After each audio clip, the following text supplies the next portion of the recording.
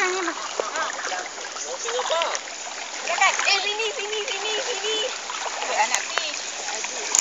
Nak tengok dah pun. Tak sekacau dah lah. Pengantin.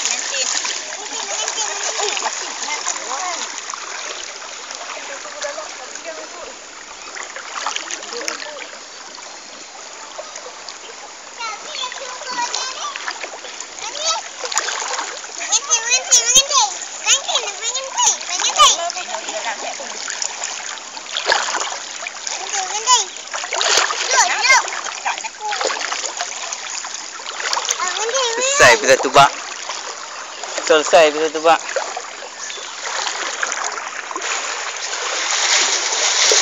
Ayak dah masuk dalam rumah.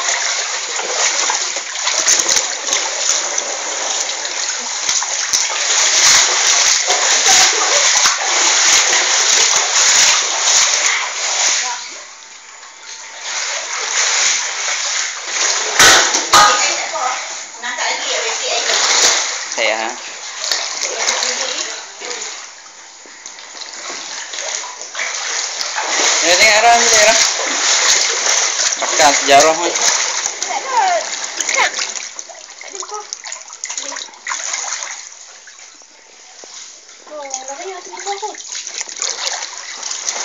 Sejarah habis.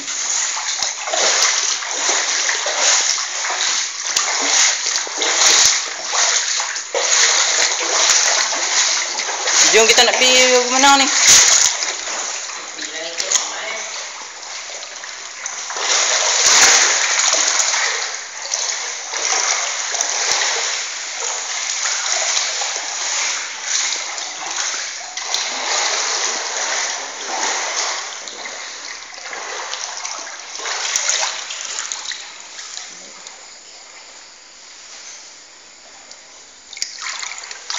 Benda dah.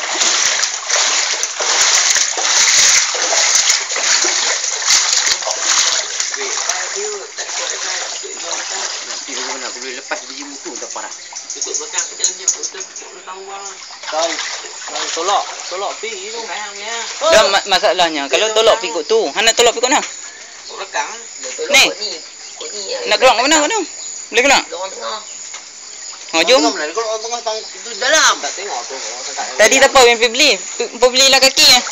Ini yang untuk ketam tolak dalam sini baik tak boleh kau. Biar. Dia dah yang naik. Mutu batam lah.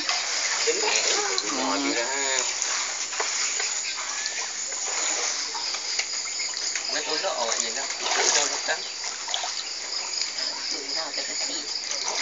Dah bulat pun berterai awak keluar. Kejap. Keluar. Sarang angin tutup. Balut apa semua.